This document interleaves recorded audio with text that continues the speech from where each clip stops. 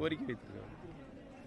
பூலித்தேவருடைய முழு உருவ வெண்கல சிலையை சென்னை மாநகரில் அமைப்பதற்கு கோரிக்கை வரப்பட்டிருக்கிறது. அந்த கோரிக்கையை இன்றைக்கு ஆளுகின்ற அரசிடம் எடுத்து சொல்லி உறுதியாக சென்னை மாநகரில் புலித்தேவர்களுக்கு முழு உருவ வெண்கல சிலை வைப்பதற்கு உரிய நடவடிக்கை எடுக்கப்படும் என்பதை தெரிவித்துக் கொள்கிறேன்.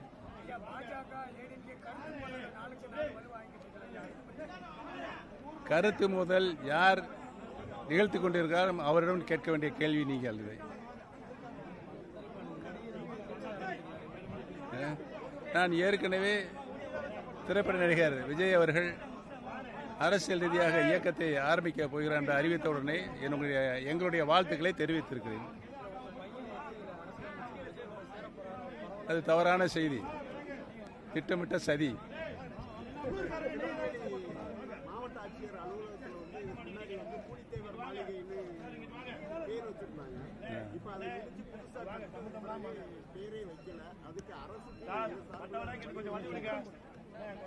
உறுதியாக தியாக செம்மல் புலித்தேவருடைய பெயர் அங்கே அகற்றப்பட்டிருந்தால் உறுதியாக உரிய நடவடிக்கை எடுக்கப்பட்டு மீண்டும் அந்த பெயர் அங்கே பொறித்து வைப்பதற்கு உரிய நடவடிக்கை எடுக்கப்படும் என்பதை தெரிவித்துக் கொள்கிறேன். நாளுக்கு நாள் கனிம வளம் பெரிய கேரளாவுக்கு போய்கிட்டு இருக்கு.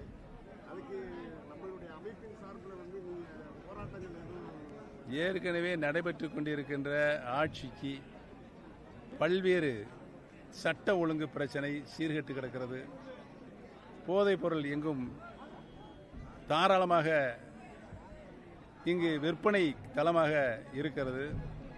அதேபோல கனிம வளமும் நம்முடைய தமிழ்நாட்டிலிருந்து எடுக்கப்பட்டு அண்டை மாநிலங்களுக்கு செல்கின்ற சூழலும் இருக்கிறது என்பதனை அவ்வப்போது அறிக்கையின் வாயிலாக தெரிவித்துக் கொண்டிருக்கிறோம். தொடர்ந்து நடைபெற்றால் அனைத்து இந்திய அண்ணா முன்னேற்ற கழக தொண்டரின் உரிமையை பாதுகாக்கின்ற குழு மிகப்பெரிய நாடு தழுவிய போராட்டத்தை நடத்தும் என்பதை தெரிவித்துக் கொள்கிறேன்.